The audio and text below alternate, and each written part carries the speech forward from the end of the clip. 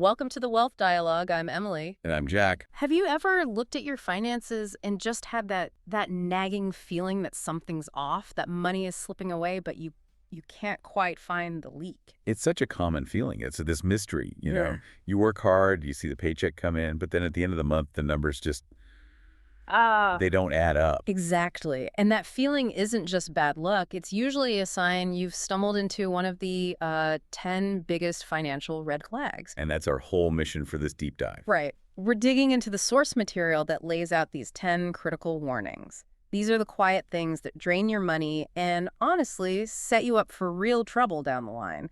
This isn't about judgment. It's about giving you a shortcut to financial safety. It really is. And you have to think of these red flags like the warning lights on your car's dashboard. Oh, that's a great analogy. Yeah, the little check engine light comes on. You can ignore it for a while, but the problem underneath, it's not going away. It's getting worse. And eventually ignoring it leads to, well, catastrophic failure. It's always more expensive in the long run. So we've broken down the findings. We're going to hit the 10 biggest traps, and then we're going to give you the practical, actionable steps to fix them. Let's start with what we're calling the blind spots. Okay, red flag number 1. This is so foundational, but it's where it all starts to go wrong for so many of us. It's simply you don't know where your money goes. It's the vanishing act. The paycheck lands, you pay a few bills, and then poof, it's gone. Right, and you're left wondering what happened. Well, the problem there is all about financial visibility. Mm. If you aren't tracking your spending, and I mean even just for a week with a pen and paper, you're already losing. Mm. The source material had a perfect way of putting it. What was that? It's like trying to fill a bucket that's full of holes. You can pour all the income you want into the top, but until you find and patch those leaks, you're just always going to be empty. And when you suspect you have those leaks, what's the next step? Avoidance, which leads straight to red flag number 4 and Hossie. This one, it's close to home for a lot of people. You actively avoid checking your bank balance. Oh, yeah. You see the notification from your banking app and you just swipe it away. Because looking at it feels like it's going to trigger, I don't know, a physical stress response. It's pure financial psychology. Yeah. That avoidance is directly tied to anxiety. And if opening that app feels less like a quick chore and more like you're about to watch a horror movie, A horror movie, yes. That's it. then that signals a much, much deeper problem. It means that, subconsciously, the truth is probably worse than you're ready to face. You're letting discomfort control your future. Speaking of discomfort, let's talk about red flag number 6. Yeah. You constantly borrow money from friends or family. Now, I want to push back on this a little. What if you're dealing with, sky-high rent or a sudden medical bill? Is it always a bad sign? That's a great question. And the research makes a really important distinction here. Borrowing once in a while for a true unexpected emergency. Yeah. That's just life. That's human. It's the consistency that's the red flag. The pattern. Exactly. When it becomes a habit, when you're relying on your parents or a friend to just bridge the gap until your next paycheck, that's a sign that you are financially underwater. Your friends and family, they can't be part of your monthly budget. It's just not sustainable. Okay. Let's shift gears to the habits that actively make things worse, the things that accelerate debt. Red flag number 2 is a huge one. You rely on credit cards for basic expenses. The sources were very specific here. We'll talk about groceries, gas for your car, utility bills, the absolute necessities. The things you have to buy. Right. And if you're swiping a card for those things, and then you're carrying that balance over month after month, that's not about convenience anymore. Yeah. That's a serious warning that your income just isn't covering your basic cost of living. You're using tomorrow's money to eat today. And then there's this really counterintuitive one. Red flag number 5. Your debt keeps growing, even when your income increases. I mean, you get a raise. Shouldn't you be getting ahead? Why would debt go up? This is the classic trap of lifestyle inflation. It's so powerful, you get that salary bump, and what happens?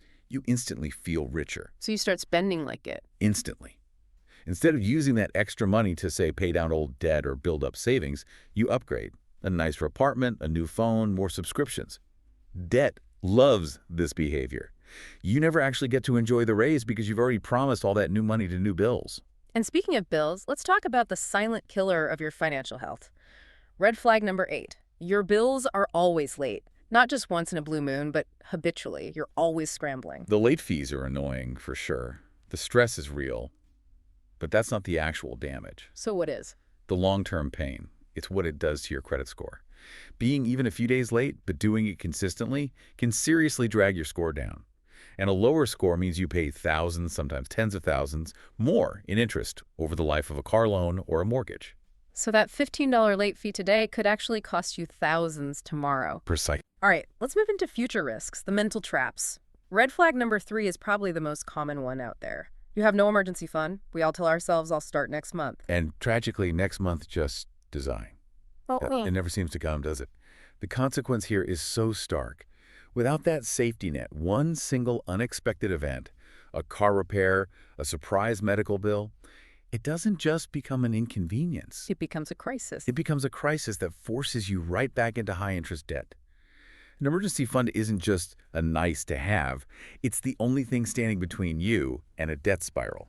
Okay, looking even further out. Red flag number 7. This one seems so abstract to people in their 20s and 30s. You have no retirement plan. And that is, without a doubt, the single biggest financial mistake you can make. Retirement isn't some far-off event that happens when you're 65. It's being built or not built by what you do today. It's the power of compounding, right? It's all about compounding. If you start investing even a little bit at 25, time is on your side. That money grows exponentially. But if you wait until you're 35, you've lost a decade of that growth. A decade you can never get back. You've literally cost your future self hundreds of thousands of dollars. Wow. Okay, let's talk about a more immediate future risk. Red flag number 9. You depend on future money. You know the lines. I'll book the vacation now. The bonus is coming next quarter. Or once I get that raise, I'll finally be able to afford this. It's basically financial gambling. You're making concrete spending decisions today based on income. That is, well, it's not guaranteed, it's aspirational. And if that bonus or raise doesn't come through? Your whole budget just collapses. Yeah. It forces you into making really bad, desperate decisions. And finally, let's circle back to psychology with red flag number 10. You buy things to feel better emotionally. We call it retail therapy. It seems harmless, but it's not. Not at all. The truth is, that purchase gives you a quick little dopamine hit. You feel better for a moment. But the financial cost lasts so much longer than that good feeling. If your emotions are in charge of your wallet is going to suffer. It's a feedback loop. You spend because you're stressed, which causes more financial stress. Which makes you want to spend more to feel better. Yeah. It's a destructive cycle. Okay. Wow, that was a lot. We've just laid out 10 pretty serious red flags, and if you're listening, you probably recognized 1 or 2. Or maybe more.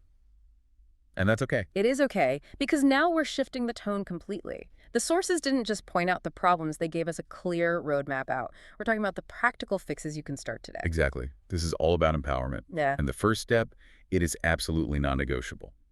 To fix flag number 1, the mystery money, you need immediate tracking. Just write it all down. For at least 30 days. Every single penny. It doesn't have to be a fancy app. Just spend 7 minutes every evening looking at your bank statement and categorizing what you spent. You can't solve the crime if you don't gather the evidence. Okay, what's next? For the lack of a safety net, flag number 3. Build a starter fund. Don't get overwhelmed thinking you need 6 months of expenses right away. That's a later goal. Your goal right now is to build a $500 starter emergency fund. Immediately. Just $500. Just $500. That small amount is enough to handle most of those little emergencies without you having to reach for a credit card. It breaks the cycle. Okay, fix number 3. The mindset shift. This is for flag number 10, emotional spending.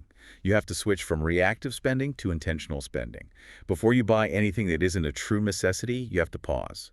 Just pause and ask yourself, am I buying this because I need it or because I feel bored or sad or anxious? That pause is everything. It's where you take your power back. Okay, 4th fix. This is for the late payments, flag number 8. Automation is your best friend. Set up autopay for every single fixed bill you have. Rent, utilities, car insurance, your phone.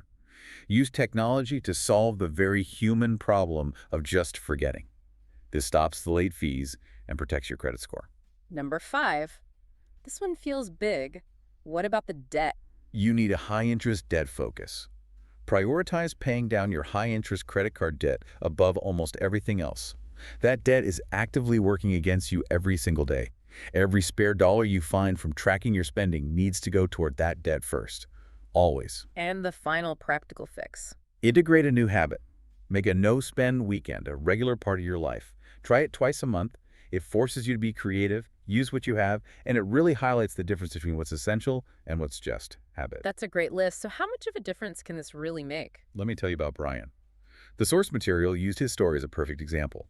He was a high earner, but always broke. Textbook case of flags number 1 and 4, never knew where his money went and was terrified to look. So what happened when he finally did look? He forced himself to do the tracking exercise, and he found, get this, he had 17 monthly subscriptions he didn't even know about or use. 17? Wow. Yeah. 3 different streaming services, a gym membership across town, apps he'd forgotten he'd downloaded. Just pure leakage. What was the damage? Just by canceling those, he immediately freed up $240 a month. Instantly. $240, just like that. Yep. And that money went straight to his starter fund and paying down his debt. And the big takeaway there is so powerful. Fixing your finances often isn't about the struggle of making more money. It's about stopping the leaks you already have. So for you, listening right now, what does this all mean? Recognizing these signs, these red flags, that's the first and most important step to getting back in control. You really can't fix what you refuse to see. Which brings us to a final thought. It's about the real cost of denial. We talked about red flag 4, avoiding the bank balance, and red flag 10, emotional spending. The biggest risk to your money isn't bad math. It's emotional discomfort. It's that horror movie feeling. Exactly. So think about this.